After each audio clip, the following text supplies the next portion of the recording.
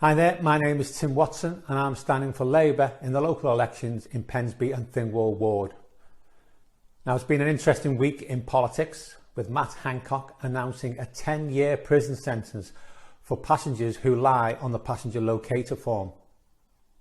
This plays nicely into the Tory narrative that the consequences of the pandemic, the 130,000 deaths, are our fault and are not due to the mismanagement of this government.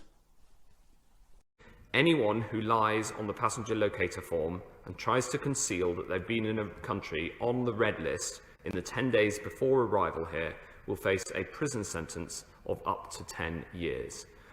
Matt Hancock has just been found guilty of acting unlawfully in regard to reporting the details of contracts issued during the pandemic. Unbelievably, in his defence, he suggested that there was never a shortage of PPE in the UK. My team worked so hard and they were successful in ensuring that there was never a national shortage of PPE. We all know there were shortages of PPE. These photos show nurses wearing bin bags instead of the proper equipment. And the government website clearly says that guidance was introduced on the 17th of April as a result of an acute shortage of PPE. Dr. Rachel Clark was asked about Matt Hancock's defence on GMB, and this is what she had to say.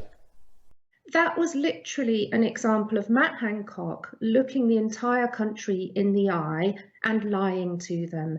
And I know this because I was one of the thousands of doctors experiencing for myself a shortage of PPE. So last year, the hospice where I worked, like other hospices up and down the country, came within a whisker of having to actually close and send all of our patients out of the hospice into our local A&E because we didn't have enough PPE. We'd been given one box of PPE by the government.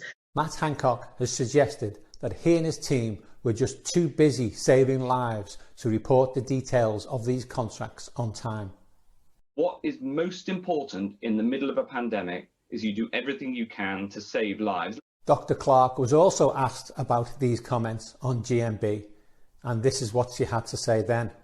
I just felt that was disgustingly disrespectful to the families of over 130,000 people who have died of COVID in this country. And we all know that's one of the worst death tolls in the entire world. So it should be clear to everyone that Matt Hancock has lied in defending the court verdict against him. There was a shortage of PPE in the UK, and everybody knows there was. He also tried to deceive us when he suggested that on average the contracts or the details of the contracts were only reported 2 weeks late. The most controversial ones, the biggest ones, the ones that went to the friends of the Tory party, were reported 7 weeks late. This to me seems a clear attempt at trying to hide the details of the contracts. Now, according to the new law that Hancock has just brought in, lying deserves a 10-year prison sentence. But I doubt he'll even have the integrity to resign. I'll leave the final word for Piers Morgan, who reacts in exactly the right way when Matt Hancock suggests that he should be thanked for the way he and the government have handled this pandemic. I think we should be on this programme thanking my team.